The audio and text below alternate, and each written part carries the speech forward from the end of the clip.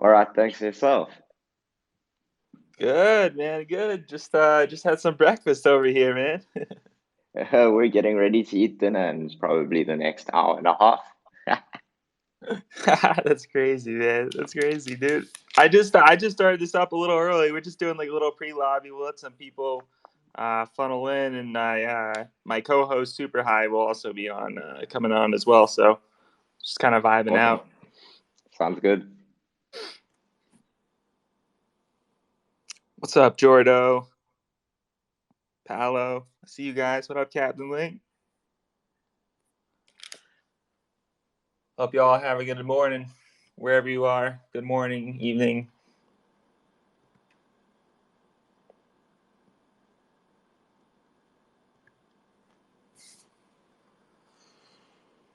We're just doing a little pre-lobby, guys, like we normally do. Just vibing out. If you guys got to do something, you probably got like maybe like 5-6 minutes. So we're just chilling.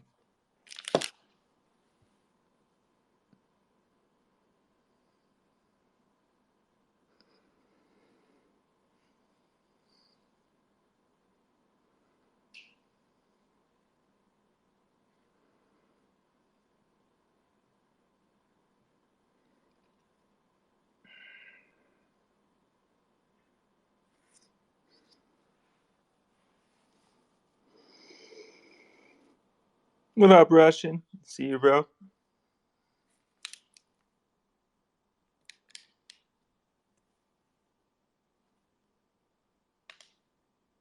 We're just doing a little pre-lobby for everyone joining in. Probably got like 4 minutes, 4 or 5 minutes.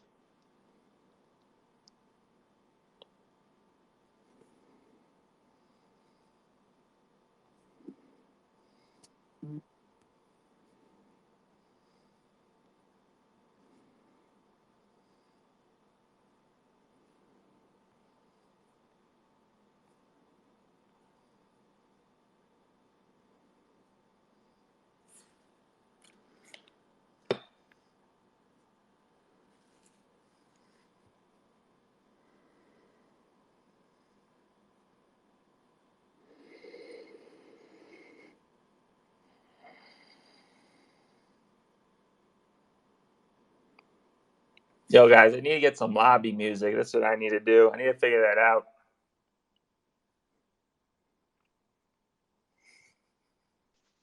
Nothing like some chill lo-fi hip hop or something. That's what I need to do, man. Sometimes the hosts come in. We're just talking in the pre lobby. We're just vibing. But yeah, I need to find some music. Just make sure it's copyright free, eh? Yeah, I don't know how big Twitter is yet about that, but I'm sure that will be a thing, just like on Twitch and these other streaming platforms. Yeah, it's just a matter of time.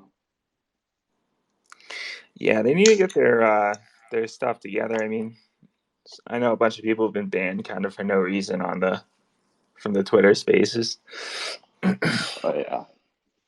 Yeah, strange things happen. Strange things happen.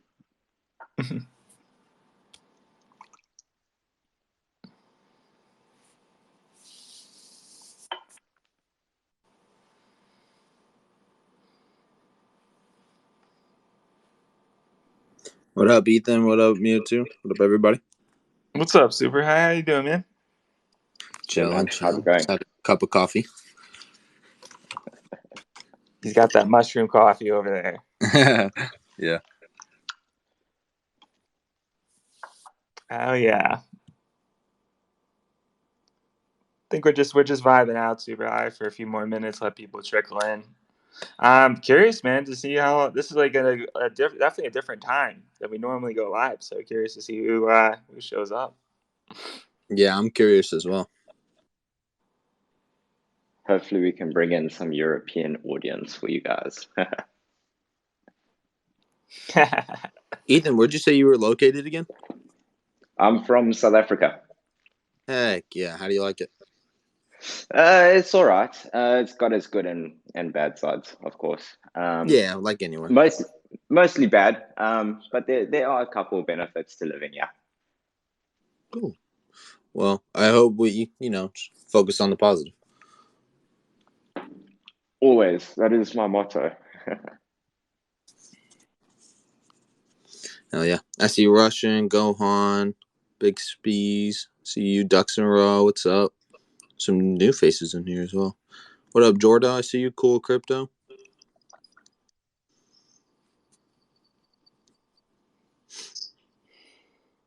Yeah, so did you tweet it out? I'm going to retweet it real quick. Yeah, I tweeted out the link. Cool. Perfect.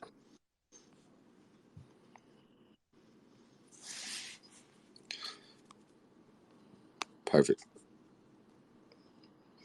I just can't take all these clown profile pictures seriously, bro. Drive me nuts. Do you see mine has two two red noses? Yeah, so One bro. on the bear and one on the face.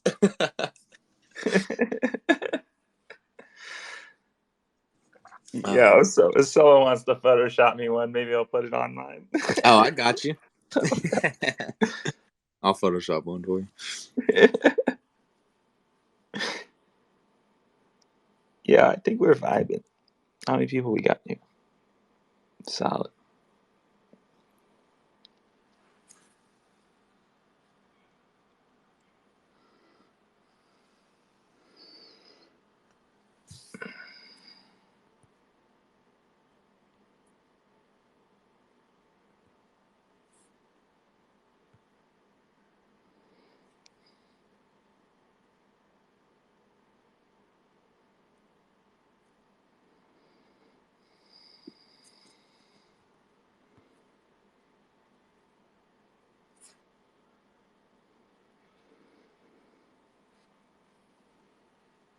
I think we're good to just start it up super high. Yeah, go for it. I'm pulling up the questions right now. Yeah, Ethan, really excited to have you on the base space, man. Awesome. Excited to be here. Yeah, if you're not familiar, this is a space that we've been hosting for like the past few months. It just kind of started out with like a group of friends, and basically we got into the beta of spaces when it first launched, and we've kind of grown an audience, and now we've been bringing on all type of projects from Bancor to Woo to Chainlink God, and just kind of providing this open forum to educate the community and get people up to speed on all the different cool projects that are happening in the crypto space, especially this cycle, man. It's just so much innovation and happening in the space versus like 2017. Oh yeah, that's for sure. So curious, man, how'd you get into crypto? Like, how'd you get into the space? Cool. So I actually came into crypto, I'd say probably early 2014. So, I mean, this was still like when I was in high school kind of thing. And mostly I'd been reading about Bitcoin online. And back then it was really like you would sort of see it popping up on like those gaming news sites. You wouldn't really see it in mainstream media. Um, I wasn't big into crypto until around probably 2015, 2016. The main reason why I got big into then, I believe that was around the same time they had started planning to launch Electronium. And I was helping one of the developers of like one of the very first Electronium pools out there. And basically just from there, I shifted over into a couple of different projects and been around the space for a while now. That's really cool. Can you kind of explain like what those pools are for people that might not be aware? Yeah. So basically, back then it was Electronium was a kryptonite coin. It's I think it's still pretty big, but I don't actively follow them anymore. So I was working with I think it was Spark Pool, I believe that's what it was called. And they were launching one of the very first mining pools for Electronium. So, basically connect your computer and you could mine Electronium pretty efficiently back in those days. That's really cool. That's crazy how early you got into the space and now you tapped in. What eventually like led you to Rarible and your current role? Cool. So with Rarible, so before I was at Rarible, I was working with a open source project as a volunteer. essentially doing some project management on the side for them. And their whole aim was bridging RPFS and building it directly into the blockchain. And as most people, well, maybe not most people, but it's very common practice for these NFT sites to use RPFS for content storage. Obviously, because it's decentralized, it's immutable, it's a global file system. And sort of from there, I started looking, I was coming up on the end of my degree, basically just needed something a little bit more stable. So I had seen a role open for community manager at Rarible, and basically took a shot in the dark, somehow managed to land the role as a community manager. And from there, I started helping out on their support side of things while doing my community management duties. And basically, within 3 months, I was managing a support team of, well, currently it's 9 people. But by the end of this month, it should be around 12 to 15 people. Wow. Damn, That's you really got a cool. whole team. Yes, He's got sir. a squad, bro. He's got a squad. That's really dope how you were able to basically start participating in the space through like volunteer activities, which we found is a pretty common theme through talking to a lot of individuals and how they get started in crypto. And then you just spontaneously applied to something and kind of got in. Yeah, exactly. And that's probably one of the biggest strengths of the crypto industry. You don't actually need a whole bunch of experience with crypto to get involved. I mean, you can start off as a volunteer and learn as you go, kind of thing. Yeah. For your particular role, did you need any type of coding experience, or was it more just like understanding the general concepts of crypto? So it's a little bit of a tough one. Ideally, if you were working in technical support, yes, you would have some coding experience. From my side, I had previously, because of the project I was working with before Rarible, I had been teaching myself to code throughout that 3-year period I was with them. And basically, I think that is like a huge catalyst and probably one of the main reasons why I got the job, because I had such intimate knowledge of how RPFS and an Ethereum based network works. So you don't necessarily need to understand exactly what the code is doing, as long as you can grasp the basics and basically read Etherscan, you should be completely fine. Super high. I saw you unmuted your mic at one point. Didn't mean to cut you off. Oh yeah, no, it was just back on what you said about just volunteering in the community and something may come of it. And that's kind of, what we're doing here is we do this on our free time as well. Like we don't get paid for this. Some people may think that we get paid, but we do not get paid. But we're working towards a common goal, right? Like you with Rarible, you wanted to work in the NFTs, or not strictly the NFT space, but crypto. And Yeah. so you took a shot in the dark, and that's what we're doing. But we're also putting work behind it. So everybody listening, if you want to get into crypto, definitely volunteer in like community projects like this, or maybe a project that you Absolutely. really like. Exactly. And I can't stress that enough. Like I said, you really don't need experience these days. As long as you have that drive and that passion, you can learn it along the way. Yeah, I think that's one of the really cool things about this space is like, this is my first year in any market, right? So I jumped in crypto, so I was like, okay, well, then I need to know, the basis of a good amount of things, and I still don't know everything, obviously, but I am learning along the way, like you were saying, and it's been the most like humbling experience because you realize you don't actually know anything, and the crypto space is huge, so yeah, I definitely encourage people if you guys want to be a part of any crypto community, just get involved, whether you're tweeting at somebody or whether you're offering help, like providing questions for us on base space or anything like that, or helping Ethan out. Definitely get involved. Yeah, 100%. I mean, with Ethan, is there opportunities at Rarible for people to get involved in from like a community standpoint? Absolutely. I mean, apart from a job list that's or available vacancy list that's probably about as long as my right arm, we actively in the support team take on volunteers and, introduce them not only to the technical side of Rarible, how things work on the blockchain, but also like some of our little bit more in-depth processes like verifications on Rarible. I mean, just last week we took in about 5 volunteers, to help us not only with verifications, because I mean, quite honestly, we get thousands of requests on a daily basis, but to introduce them and help them understand a little bit more about the platform that they're using on top of all of that. Damn, that's really, really cool, guys. So definitely, if you're interested in NFTs, you're interested in the NFT marketplaces, definitely hit up Ethan. It sounds like there are volunteer opportunities out there, because I know a lot of our listeners are really passionate about crypto. I know a lot of people are learning to code, and so just know that even if you have limited experience, there are places that you can go and opportunities available for you to get started.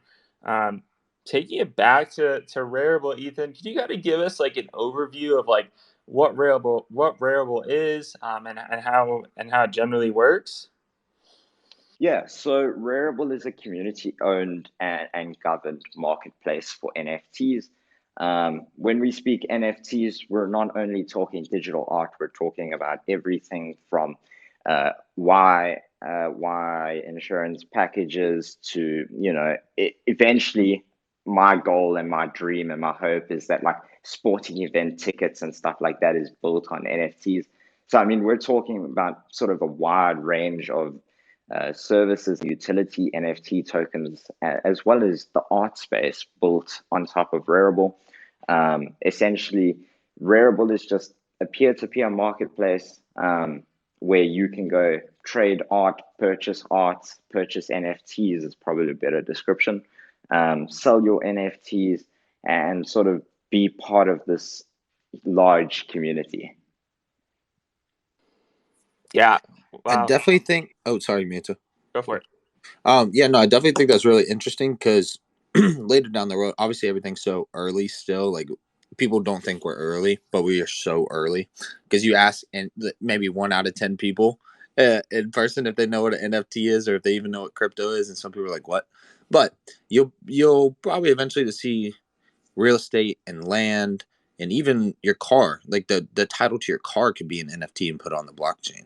So I definitely think that's really interesting on top of digital art because with art itself, I've heard a lot of overhead fees and selling fees goes to the people finding the buyers, which isn't necessarily fair to the artist. But now the artist gets 100% commission, or actually, it's not 100%. You guys take a small fee, correct, Rarible?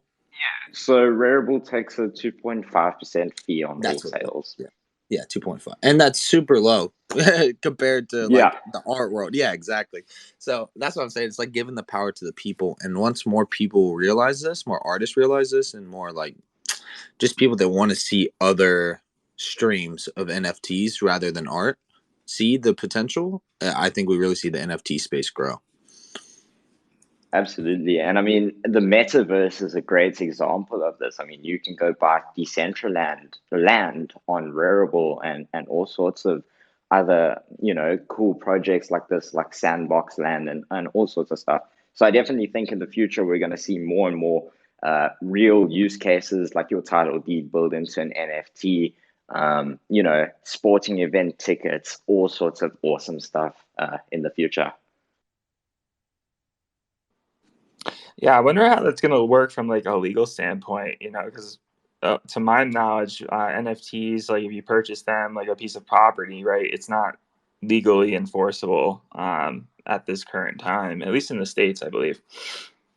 Yeah, I can't really comment too much on legal because it's like completely different where I am compared to like all over the world. Like here, you're here at least cryptocurrency is classified as income, not property.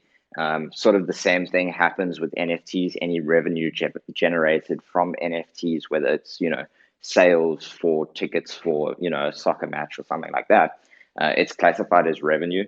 So it is quite complex, but I think in, the next 5 to 10 years, we're going to be seeing some very interesting legal bills coming out, that addresses all of these concerns. Yeah, it'd be interesting. I mean, the community is already so collaborative. I'd imagine eventually some sort of council or some sort of group would be formed to help lobby to get certain laws passed and kind of move the NFT industry forward. Because at least in the States, like a lot of our politicians aren't like so in tune to the latest technology, and they really don't understand crypto or how it works. So just how like we're providing this space and kind of creating this group to educate the general crypto Twitter. You almost need a group to be formed around, hey, how do we educate these politicians on NFTs and how they work, and try to get them on board to the system. Yeah, absolutely. And I think that'll be, a cornerstone of building sort of any crypto project nowadays is you do need to be on sort of the lookout for possible legal issues down the line. But for now, it's a pretty much unregulated space for the most part. And in the future, it will be regulated, and we just need to make sure that we're educating people so that the regulations are right. Absolutely. Kind of taking it back to Rarible for a second. Did you also talk about like the Rari token? I think that's a good place for people to understand too the project. Yeah. So RARI token has a maximum supply of 25 million tokens. It is the governance token for the Rarible platform. So I know we'll probably touch on this a little bit later down the line, but essentially the governance token, which is the RARI token, will have full control over Rarible protocol once that is fully live. Basically, you can earn RARI. Obviously, you can buy RARI through Uniswap and a couple other exchanges. And then you have the option of earning RARI by being an active user of the platform. So every week we release, I believe it is 56,250 tokens to active users on the platform.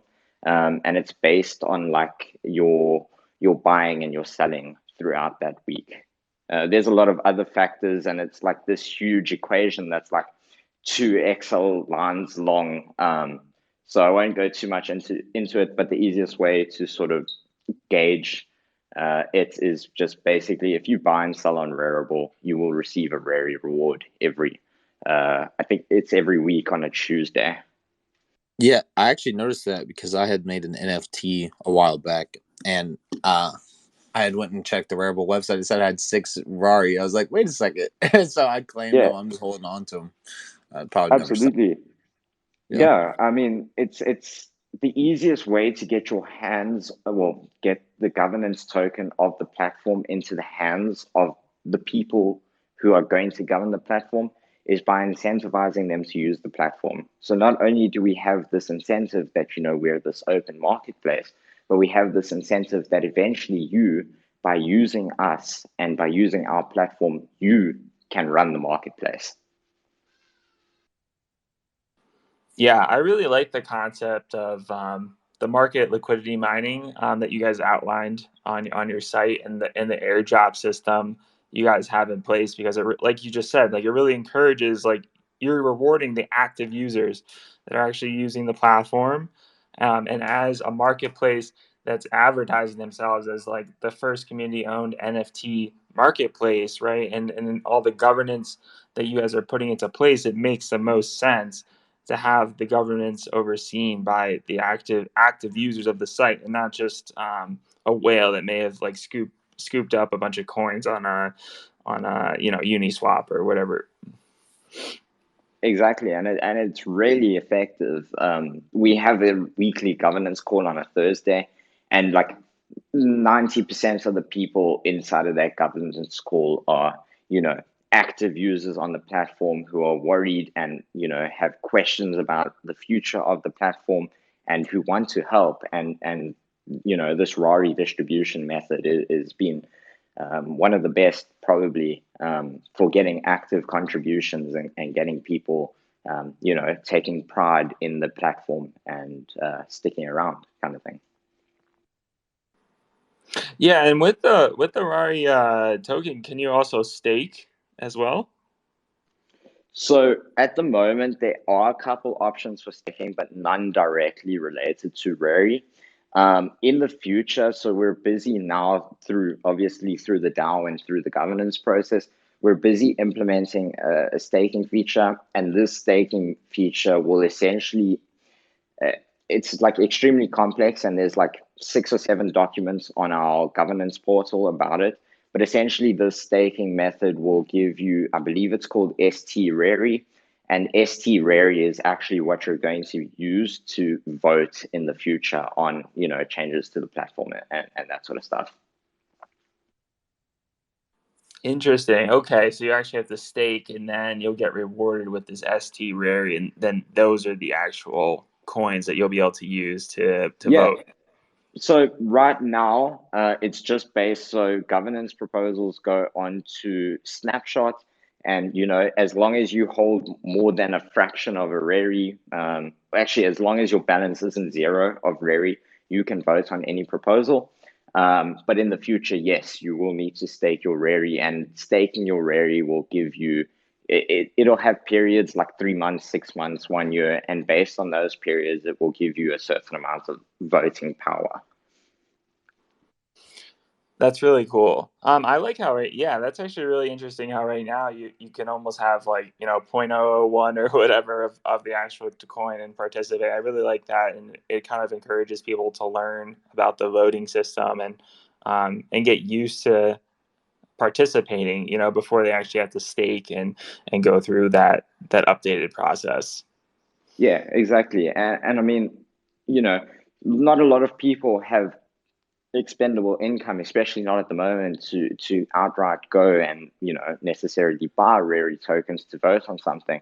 So I mean, even if you're getting 0.1 for sales on the platform, at least you can still be a part of voting and governance. I mean, you might not have the biggest impact, but having a say is better than no say at all.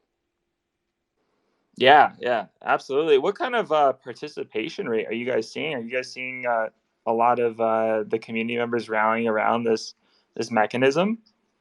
So right now, our participation rates are like hovering between the 15 to 20%.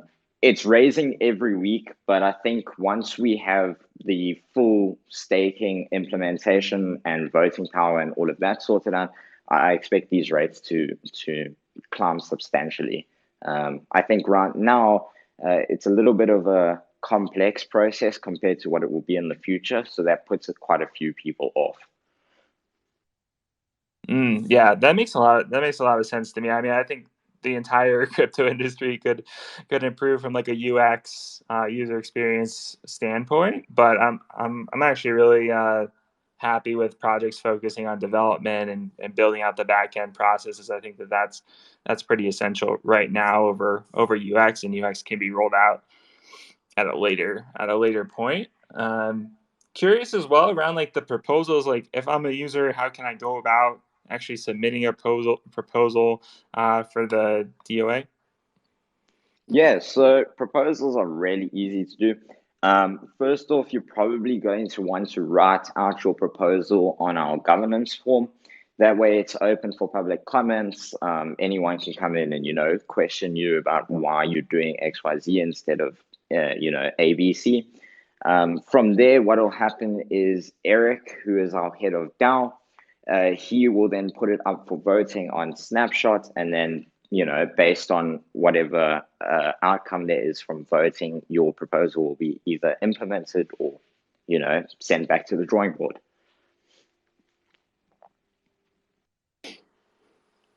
That's really, really cool. How many proposals have actually gone through from like a community standpoint right now? I'll have to get those numbers for you, but it's actually quite a bit. In the last couple weeks, we've been really focused on onboarding projects and funding projects who are building on top of RARI protocol. So there are quite a few very, very unique implementations that are now built on Rarible protocol, all sorts of things. Probably my favorite one is, I believe it's called Coco NFT. We gave them funding from the DAO, and essentially what these guys do is allow you to sign in with your Instagram account to their platform, and through Rarible protocol, you can lazy mint your Instagram uploads as NFTs. And then, people can see those NFTs on Rarible, purchase them, or they can view them on Coco NFTs marketplace and purchase them directly through that. It's like a really, really low barrier to entry, and it's really, really cool. Damn, that is actually really, really cool. Like, imagine like a sports star, right after they win a match, and them posting on Instagram, and basically that's already minted, and someone can start bidding on that particular piece of content. Yeah, exactly. And that's what Rarible protocol is all about. It's about, Rarible can't be everything.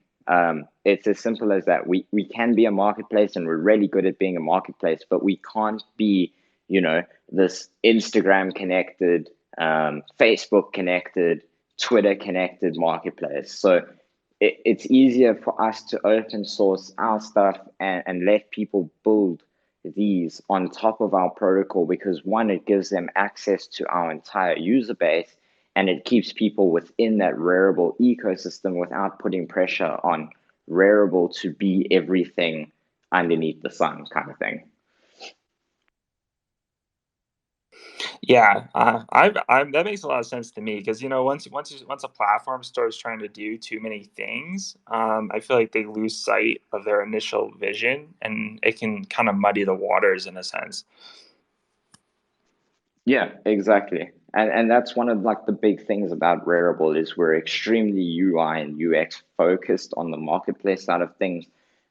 So making things as easy as possible for newcomers, we're all about that. But at the end of the day, like I said, we can't be everything at once. So we can't be Instagram, Facebook kind of thing. And I think that's unique in its own perspective too, because honestly, Instagram and Facebook, it's getting outdated. Like, I don't know about anyone else. I've deleted all my stuff. It's just I'm tired of seeing. I don't know. Social media can be very negative, but I think crypto is very positive.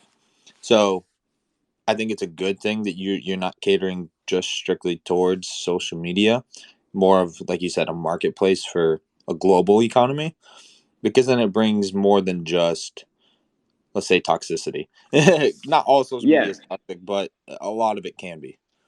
Exactly. And one of the main, all of these protocols exist, and the main reason for Rarible protocol existing is because sometimes people, you can put a lot of effort into your UI and UX, but people just won't like it.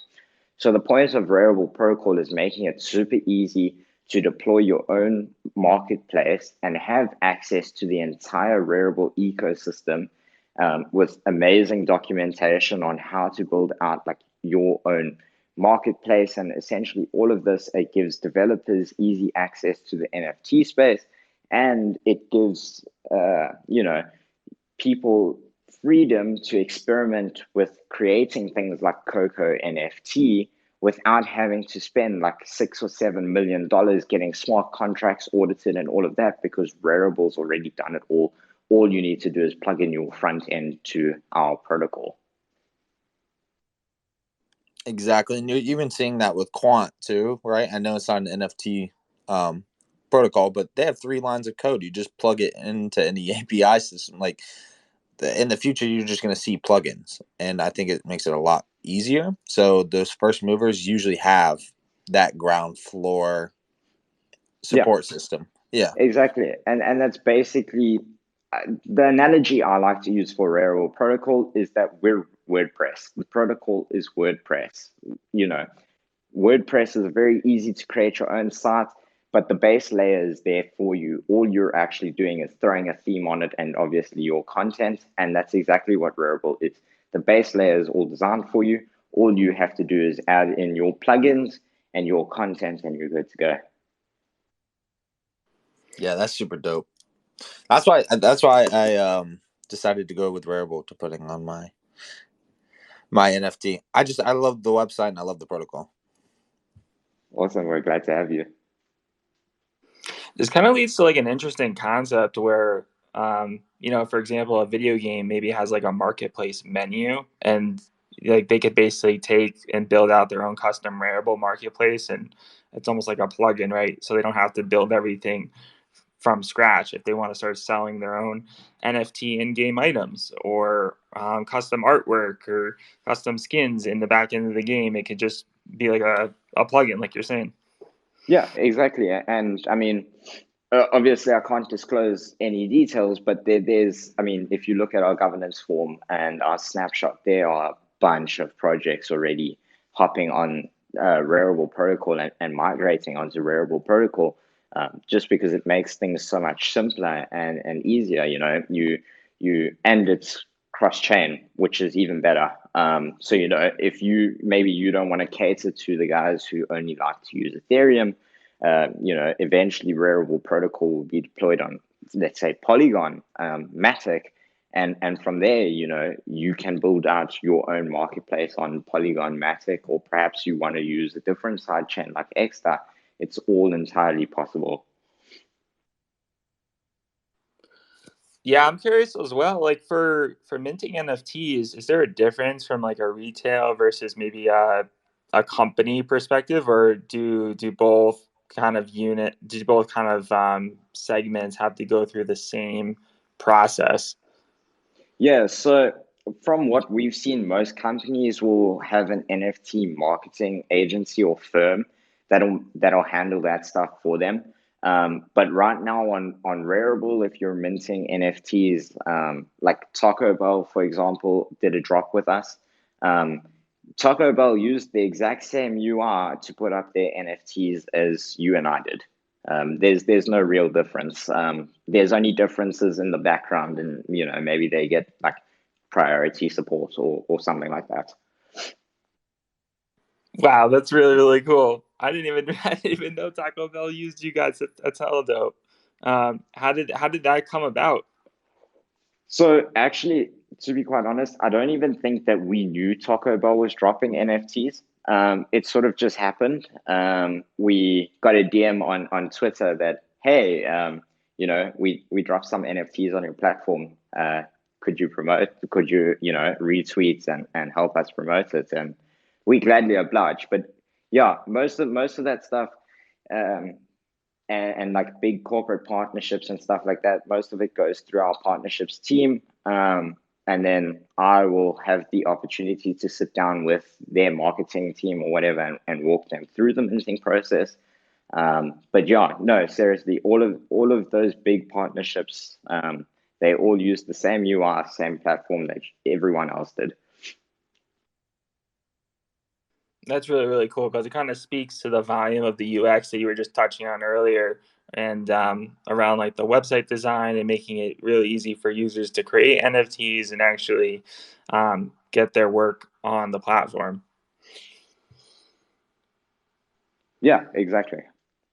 And it's cool. It's like, you visit our create page, just know that, somebody from Taco Bell was once sitting on that exact same page that you're looking at. It's pretty crazy, and it's pretty humbling too.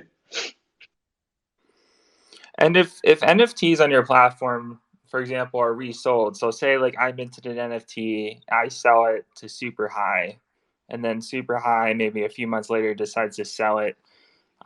Is it possible to as well get like third party rights to that, so I could continue to see revenue from his sale of my artwork? Yeah, so right now, Rarible has royalties built into it. And this is kind of a pain point in the NFT community at the moment. So royalties on Rarible are not necessarily royalties on OpenSea. So you can set your royalty percentage. Let's say you wanted to take 10% and you sold it to Super High, and Super High resold it to somebody else for, let's say, $100. You would get $10, and Super High would get the $90 from those royalties. The pain point comes into the fact that marketplaces, especially on Ethereum at the moment, don't seem to have as much collaboration as we'd like to see. So, for example, maybe an NFT sold on, resold on OpenSea wouldn't receive royalties on Rarible because they didn't implement the royalty standard that Rarible uses. This will hopefully be changing in the future because obviously on Rarible protocol, all of those marketplaces built on top of it have to respect the royalties. And we've already done some work with, I believe it was Foundation, and they integrated our royalty schema and we integrated theirs. So Foundation NFTs will receive royalties. But yeah, that it is a pain point at the moment, but we're heading towards a future where it's not. And there's even a couple ERPs open at the moment to introduce a standard royalties scheme that would essentially become part of either ERC 721 or ERC 1155, which is the two different types of NFTs you get. Is that a goal for Rarible, is to be like the standard for royalty fees? Are you guys trying to push that across all the marketplace, kind of be like the go-to for that? Yeah, so what we're actually working on in the moment within the DAO is that there are two proposals, I believe, open that deal with royalties on NFTs, and the one of them is like really really complex to use, and the other one, which has seemed for some reason to get less support, is very very close to what Rarible uses. So what we're now working with is the original authors of that second ERP is to actually, integrate it and make it a little bit easier to use from our side, and eventually publish that and push it through and get it standardized so that, it becomes a standard and then all NFT marketplaces sort of have to respect it. That's really, really cool. Yeah, it kind of comes down to like this idea that maybe eventually in the future there'll be some sort of like, I don't know, an NFT council or something like that where these standards will be created and voted upon and kind of establish an industry standard, so we don't run into the issue of, hey, I'm selling my NFT in this marketplace but it doesn't have the royalty fees, or I could definitely see a lot of other issues occurring in the future if standards aren't created throughout the industry. Yeah, and I think that was one of the failures of NFTs when they first launched, is that it was never built into ERP 721 or 1155 to have a royalty standard, which is it's a little bit disappointing. But at the end of the day, NFT marketplaces are some of the, I say collaborative, from the point that, you can see Foundation NFTs on Rarible and you can also see them on OpenSea. So it is very collaborative, but it's more about just, getting the right people on the right calls to make sure that we can implement these royalties marketplace wide, regardless of standard and chain. So yeah, it is something that Rarible is working towards, and Rarible protocol does solve a lot of the issue. So yeah, in the future, it shall be interesting indeed.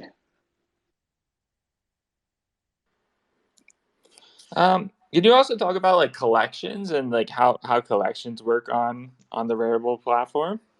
Yeah, so to understand collections, you need to understand the two different types of NFTs. So we have ERP 721 and ERP 1155, and basically both of them are non-fungible tokens. The main difference is 721 is the very first version of an NFT. It's what we call the OG standard. Those are one of one NFTs. 1155 is multiple editions of a single NFT. So, you could have like 10 copies of, a Yu-Gi-Oh card, let's just say, for example. So then we talk about collections, and probably the best analogy and the one that I use with almost everyone is collections are a folder. So when you create a collection, you're basically creating a folder that holds your NFTs. And we can see this. So Rarible offers the option to create your own collection, or you can use the Rarible collection. So collections are very expensive to deploy because you're actually pushing a smart contract onto Ethereum. Obviously, you don't have to code anything. We handle all of that for you. But when you create a collection, you're basically just creating a folder that holds NFTs. Now, it also has its pain points in the fact that it's not interoperable. So if you create a collection for ERC 721, which are one of one NFTs, then you can't store ERC 1155, multiple NFTs in that collection. So you can have like 10 different one of one NFTs in ERC 721, but you can't have one ERC 1155. And it's vice versa as well. The nice thing about ERC 1155 collections is because you determine the supply of a token, you can technically mint one of one tokens in ERC 1155, although some investors shy away from 1155 just because it is, you can define the supply. So with custom contracts, you could technically create an NFT which would, increase its supply every time it was bought or something like that. So they have their downsides and they have their benefits. It mainly just comes down to which one you feel most comfortable with. Got it. And then for these collections, can you export them to other platforms, say for like example, OpenSea? So OpenSea will automatically index your collection. So if you create a collection on Rarible, it'll automatically be indexed on OpenSea. There's no real way to say export. If for some reason a marketplace wasn't able to see your collection, you would probably have to reach out to them directly and ask them to add support for it. But most marketplaces currently will just automatically index and support them straight out of the box. Got it. No, that makes a lot of sense. I also I was exploring the site and I saw something about NFTs like unlocking content. Could you touch on like how you guys envision that working? So right now, it's the only part of an NFT that's not interoperable from Rarible side. So unlockable content is unique to Rarible. And basically what unlockable content is, it's an extra form that you can fill in on Rarible that you could perhaps maybe let's say you're posting a photo of your dog on the beach, right? And you hit the size limit of 100 megabytes, which is the current file size limit on Rarible. Let's say you wanted to upload like the super high 8K resolution and it was 101 megabytes. Essentially, what you could do is fill in a link to perhaps Google Drive where this high resolution version is hosted. And then when somebody buys that NFT or you transfer it to somebody, because they are now the owner of that NFT, they're able to unlock that content and view it. It's not viewable to anyone else. But again, it's also a little bit of a sensitive one because at the moment it's centralized to Rarible. So essentially, if Rarible disappeared, that unlockable content would also disappear. But we have no plans of going anywhere. And we're also working with a couple other projects to introduce a more globally and standardized version of this, down the line. That's really, really cool that you guys are exploring maybe a more decentralized solution. I mean, the thing that immediately pops into my head is going back to like the tickets idea. Imagine purchasing like a VIP concert ticket, right? And it kind of unlocks some exclusive experience, maybe exclusive VR experience for you or AR, or you receive some sort of maybe custom video from like the artist or things of that nature. Yeah, exactly. And a lot of people actually use, at least on Rarible, use unlockable content if they're selling physical products attached to the NFT. So they'll actually put like their contact details within that unlockable section. And when somebody purchases the NFT, they have the contact details to actually claim the physical item that comes along with the NFT, like maybe a t-shirt or something like that. That's really, really cool. Are you guys also exploring any type of like burn concept? Like I don't know if you're familiar with like the BNTs from Bancor, but basically you can burn their NFT in exchange for like a physical T-shirt that they'll send to you. So Rarible directly is not exploring that. A couple of the artists and users of the platform do some stuff similar to that, especially with clothing and merchandise. And some people who do like oil paintings and stuff like that do the exact same thing, where in the unlockable section, they'll put their contact details. You'll send them a message on, Instagram, Twitter, wherever, and they'll basically say, right, send me your address, whatever, and we'll ship over the product once you return the NFT to us or burn the NFT. There are a couple of projects in proposal stage as well in the Rarible DAO that's going to be dealing with some of this directly, but it's definitely something Rarible may explore in the future, but it's not on our priority list for now. Cool. That makes sense. I guess kind of like thinking more like future forward, like where do you see Rarible being in like the next 5 years? I think Rarible, from a user perspective, is going to be very easy to use. At least, I don't even think it's going to take us 5 years to get there. So one of the things that's coming out once we fully migrate to Rarible protocol is what's known as lazy minting. And lazy minting is essentially a zero gas fee creation of NFTs. So what happens there, and OpenSea has already got something very similar. So what happens is that you'll upload your artwork and all of this, and it's stored in our databases. And it'll get listed on the marketplace like normal. Obviously, it'll have a special tag that says lazy minted. And basically, when somebody actually buys that NFT, that's when the item is created on chain. So I think one, Rarible is going to be extremely easy to use because obviously lazy minting, that means that there's no barrier to entries. All you need to be able to do is create some artwork or have your project ready to go. Then I think in terms of market cap and stuff like that, I think Rarible will hold a very large share of the NFT space within the next 5 years, just purely based off the amount of attention Rarible protocol is getting at the moment. And personally, I don't think Rarible.com is going to go anywhere anytime soon. Obviously, we have plans to stick around for the near future, but I do expect a lot more people to be using Rarible protocol within the next 5 years and not even know that they're using it. Yeah, that goes to say, like, you wanted to do like sporting tickets, like Mark Cuban wants, or I think you can already buy tickets with like Dogecoin, right? So people, like you said, already be using your platform and not even knowing it. Yeah, exactly. There.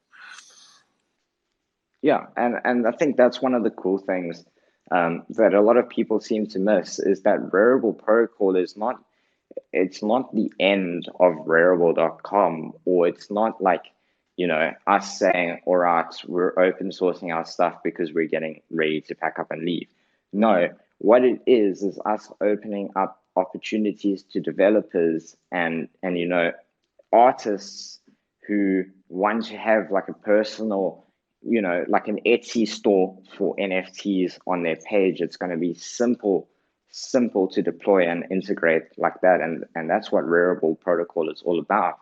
It's about running your own marketplace or having your own custom front end for your art or your ticket sales, or who knows, maybe your virtual reality avatar in the future. It's all about making that easy to use and easy to implement.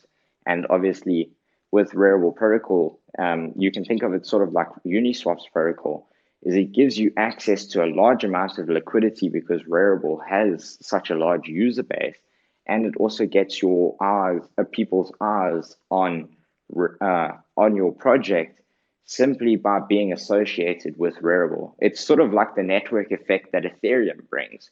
All of these projects launch on Ethereum because there are so many people using Ethereum. No, I think that that's a really good point. It's like, hey, I can create a custom marketplace on the base space website. You know, maybe I'm selling my island piece of land on there, right?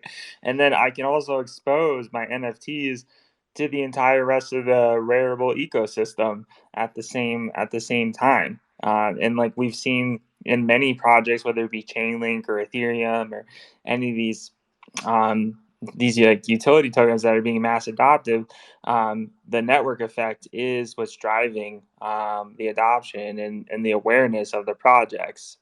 So I think it's really smart to make it open source and just make it easy to access. And I really like now it's all coming together. I really liked your analogy of the WordPress plugin and just being easy to implement in any type of environment that you need an NFT marketplace to thrive and live, to like support your business or to support your social media endeavors. Absolutely. And I like to believe that within the next 10 years, everyone and their grandma is going to know what NFTs are, and they're going to be using Rarible Protocol. So, yeah, it's a big dream of mine to be able to, go next door to my granny's house and say, "Hey, Gran, did you see the new NFT I posted?" She'll be like, "Yeah, I already bought some with my Ethereum. Don't worry." Where's that NFT social media now? You know, that could be something that we see almost like a feed. Yeah, exactly. And I mean, that's also another very good point is that Rarible.com, we're we have more social aspects on the platform than some of these other platforms. Like, I mean, the activity feed was one of the big ones, so you can go and see what people are buying when you go over to their profile, or when they listed items, or what bids or what items they're bidding on, or what items of theirs are getting bids on. It's the same thing. Like, we have this follow system where you can follow a user and they can follow you back. You can like the NFTs and all sorts of stuff. So Rarible is really about this collaborative and social aspect to NFTs, and not just purely focused on, hey, buy this, sell this. And I think that's what also is a very unique selling point for us. Are you guys exploring hosting any type of like live streams and things like that? I mean, I'm just envisioning, say you're a digital artist and you want to create an artwork live and then list it on Rarible as an NFT to purchase. Imagine having a live stream directly on your marketplace profile page, and then the minute that the stream is over, it gets minted. So we haven't actually had any conversations like that before, but I think that's something I'm definitely going to want to forward to my product manager, because that sounds really awesome. Quite frankly, I think for the next few months, we're really focused on launching Rarible Protocol and all of the benefits that come with it. There's also a couple other things that we're working on that it's a bit too early to talk about, that's going to make the platform more social. So for now, my recommendation would be to hop in the Rarible Discord and live stream your creation there, and then mint it on the blockchain afterwards. Oh yeah. I mean, all the social stuff's just got me really excited. I used to be like a really huge like deviant art user and follow a bunch of artists on there, and I could definitely see a lot of the same concepts that have already been built out kind of on Web 2.0, leading into Web 3.0, and what you guys are doing in your protocol. Yeah, and that's another thing. Like, that's what Rarible Protocol is there for. It's to make switching to Web 3 easy for Web 2 developers. And I think that is something we're going to see a lot of, over the course of the next few months and years. I mean, there was already talk on NFT Twitter about Instagram possibly launching their own NFT platform. I don't know what happened there or what the status of that is, but I mean, you think about it, Instagram, for example, wouldn't have to go out and hire, a whole bunch of Solidity developers and then have contracts audited and stuff like that. All they would need to do is hire a couple JavaScript developers and, a React developer, and they could build a front end on top of Rarible protocol. And a lot of people also seem to ask or seem to don't understand how the protocol incentivizes these front end developers. And we thought long and hard about it. So there's two main ways that we're seeing platforms incentivize it. One is that we allow these platforms to set an arbitrary fee on sales through their front end. So technically, you could say, obviously the protocol takes a 2.5% fee of sales. You yourself could then say, all right, let's add an extra 1% if this item is bought through my website. And that would go directly to you. And the other one is that now with Rarible protocol, something that previously didn't exist is that royalties could only go to one address and it would be at a set percentage. With Rarible protocol, you can define as many custom royalties as you want, which also makes collaboration a little bit easier. So two artists collaborating, one could take 5% royalties, another one could take 5% royalties. But some of these platforms, instead of charging an outright fee for the sales, are actually adding a royalty onto the NFTs for themselves. So instead of charging, 2.5% when you make a sale, instead they will only take 1% of any future sales of that item or that NFT, which I think is really, really awesome. No, that is really, really cool. I mean, I could just imagine this opens up a whole new revenue stream for the gaming industry in particular, who is moving into a lot of games now are free to play, right? You don't need to actually purchase anything to start experimenting with the game and playing around. And I think NFTs just open up like a whole new revenue stream for these gaming products. And my hope is that it makes it easier for maybe like indie artists and indie gaming companies to actually launch and gather community support for their game and start building a revenue stream right away, instead of kind of relying on a larger publishing company to support them right out the gate. Yeah, and I think gaming is going to be one of the sectors that utilizes NFTs the most. I mean, I'm an avid Call of Duty Warzone player. So, it would be really awesome if I could visit, Rarible and see all of my character skins and gun skins from Call of Duty just listed there. And perhaps, in the past, CS:GO and trading on CS:GO has been big, but there were always issues with trust. And with something like Rarible Protocol, you could build out this gaming marketplace and have these trustless swaps between users, and it's low development effort from your side because it's really only some lines of code that you need to add. But yeah, I think that gaming is going to be another catalyst for the NFT market.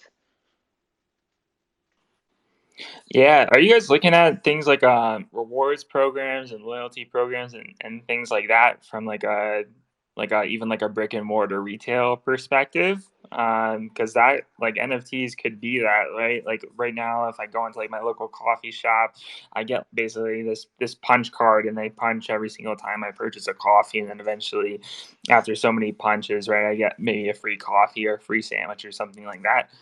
Um, it could be another use case for NFTs. You could collect a certain amount of stars or maybe coffee points or things like that, and redeem them. Yeah, so I think RARI is probably a good example of that. So that is definitely one of the streams we're looking at. Previously, and now we're talking probably back in like December, we did speak for a short period of time about a referral program, but so much has happened since then. It kind of got put on the back burner. So I don't know if we'll ever see it, but it was something that we did speak about at length for quite a bit. So who knows? Some of these product launches and features actually come out without like they kept secret, and then all of a sudden we're just like, wow, okay, hello. So you never know. But for the time being, I think RARI is going to be our main incentive program. But I don't see why in the future there wouldn't be a referral program or something like that. Or at least I don't see why it couldn't easily be implemented. It really just comes down to making sure that, it's feasible for us and for everyone else. Very, very cool. I'm curious, like from your perspective, Ethan. I know we've touched on real estate, we've touched on insurance, tickets, artwork. Is there any like maybe smaller niche that you just don't think people are talking about with NFTs that could be massive in the future that's maybe not on a lot of people's radar that we should be paying attention to? I think it kind of falls into gaming a little bit, but probably one of the next biggest things I'd like to see is that Samsung and iPhone have these memojis, I believe they're called. I want to see stuff like that getting minted. Like, pull up your iPhone, make a memoji, and mint it on the blockchain as an NFT. I think that sort of ties into gaming and the metaverse. And I think that is not going to be a niche in the near future, but for now it is. But that sort of stuff, and ticket sales for concerts and sporting games and stuff like that is one of my focus areas. And any opportunity I get to integrate, with stuff like that, I'm down and I'm ready to go, get ready to get dirty kind of thing. Yeah, we're definitely excited to see where the NFT space grows. But at least I am. I definitely want to be able to put my land on the blockchain so no government can be like, yeah, that's not your land. Yes, it is. It's right here on the blockchain.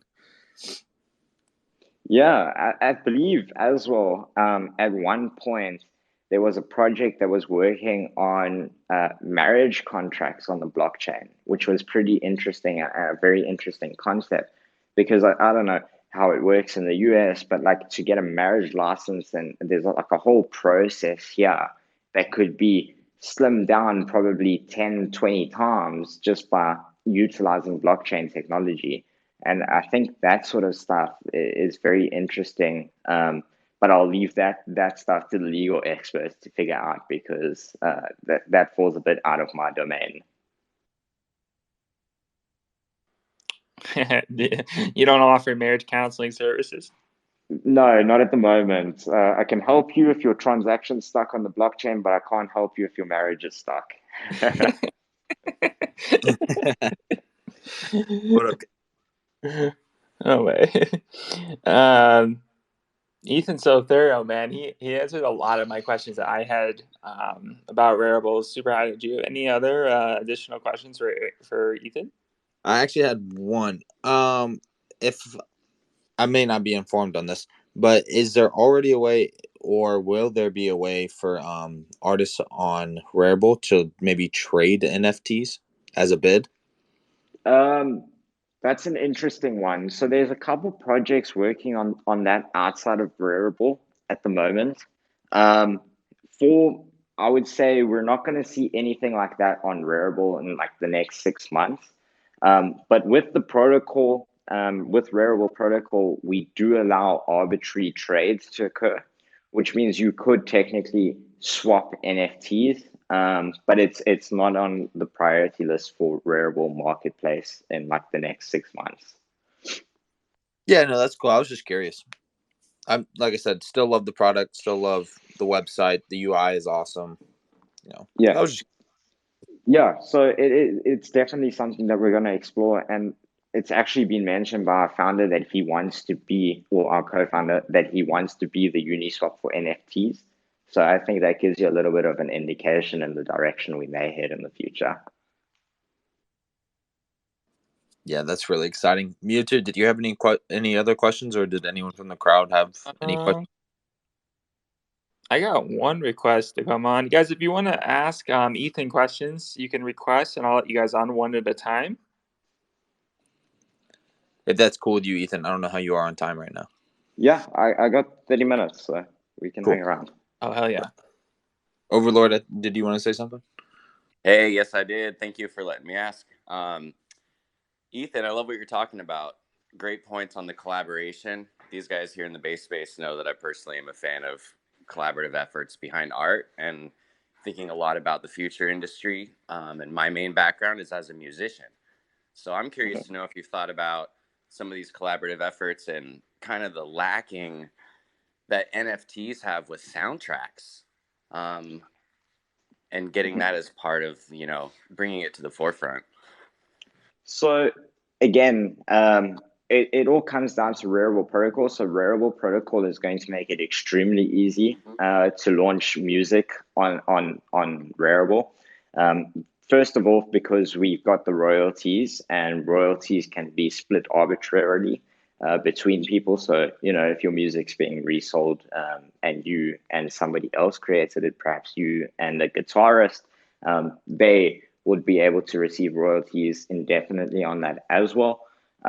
Then we also have the ability to set multiple creators in Rarible Protocol for NFTs. So previously there could only be one creator. With Rarible Protocol, we allow arbitrary amounts.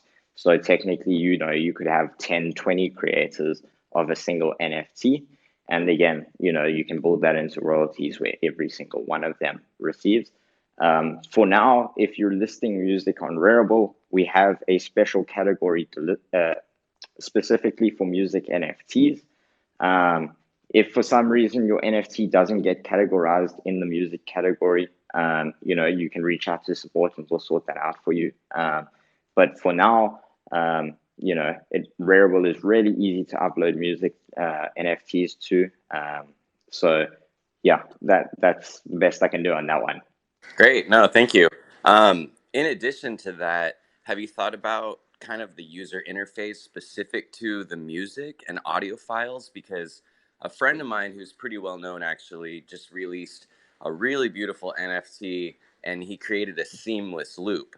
So obviously that took a little bit of trial and error to make sure the timing was perfect, right? To create an infinite audio loop. Do you see tools being available? So I think with Rarible Protocol, we're going to get a lot more plugins and stuff into your generic software. So, like a plugin for Audition where you could render out your audio and instantly mint it as an NFT. I think stuff like that's going to be coming along. Also, with the file size limits raised now, it gives you a little bit more access to create, longer audio tracks, higher fidelity audio tracks. Which is really cool. Sort of like what Apple just did, where they released the lossless music on Apple Music. You can do that already on Rarible. And I think in the future, and it's a little bit of a complex one because loops and video content, especially audio at the moment, and browsers, and that's where majority of our issues come from with looping, is that browsers, they're a little bit funny. Like, we can't automatically turn on the volume on a music track because Chrome doesn't allow it. And then also, like, the way that the browser's rendering the content and all sorts of nonsense like that hinders us a little bit. Obviously, because we have to support like a wide range Brave, Chrome, Safari. We have to make things as interoperable as possible. So it does cause some issues, but I definitely think in the future we will see some dedicated music platforms built on Rarible Protocol. And me personally, I think perhaps if that was to happen, I would definitely be extremely involved. Before COVID was around, I used to be a nightclub DJ. I was a residency at 2 nightclubs here. So like music is a big passion of mine. So anything in that sort of space, I'm definitely all down for. Great. Thank you so much for all of that. I really appreciate the input. Awesome. No worries. Thanks for coming on, Crypto Overlord. Appreciate your questions. Yeah, we appreciate you, Overlord. We have the bread photo is joining us. I don't know how people see bread in its beard. Oh, That's the dyslexia. It's honestly so common. That happens to me all the time. No, actually, I just wanted to ask a question. I may have missed it. I've been in and out of the episode a little bit just because I'm running around. But I was curious if Rarible's planning to integrate with maybe anything like that. Because I do have a lot Yes. of staking over there, Aave and everything else. So a Go couple ahead. of the things we've done from our side is we've published some credit purchasing, directly Ethereum through credit cards just to make the UX a little bit easier. From that side of the Polygon release, we are looking at a couple of side chains. Polygon, I believe, is one of them. XDAI is another one. And then with Rarible Protocol, it can be deployed onto any ETH compatible chain. So, you could technically deploy protocol onto Tron, onto Polygon, onto XDAI, onto Ethereum Classic, and all sorts of good stuff like that. Okay, awesome. Thank you. That's all I really had to ask. Appreciate you guys. Cool. Thanks for coming on, man. Yeah, thank you, brother. Also, I like the photos. That is all the requests I have. I checked my DMs. They don't have any. Super. Did anyone send you DMs? I have 0 DMs. But cool. I think we're in good shape. Yeah, Ethan, we both appreciate you coming on. I know all the speakers that have stayed in here and definitely appreciate you coming on. It's definitely interesting hearing where NFTs may go or where you guys are focused on heading.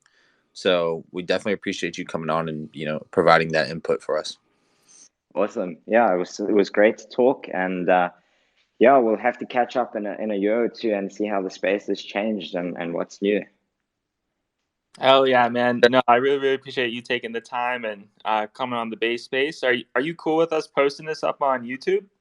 Absolutely. Feel free, if anyone has any questions after this, feel free to DM me on Twitter. I'm in the Rarible Discord. Ethan is my name. You can DM me on there. Twitter. Otherwise, head through one of our support channels and somebody will be there to answer you. Very, very base, guys. Appreciate everyone who tuned in and took the time to listen this morning. I know this isn't like our regular time, so we're testing out all different times. And of course, if you guys have like particular projects or initiatives you want us to bring on the show, you can DM myself or Super High, and we'll definitely be exploring those opportunities. Yeah. Yep. DMs are open.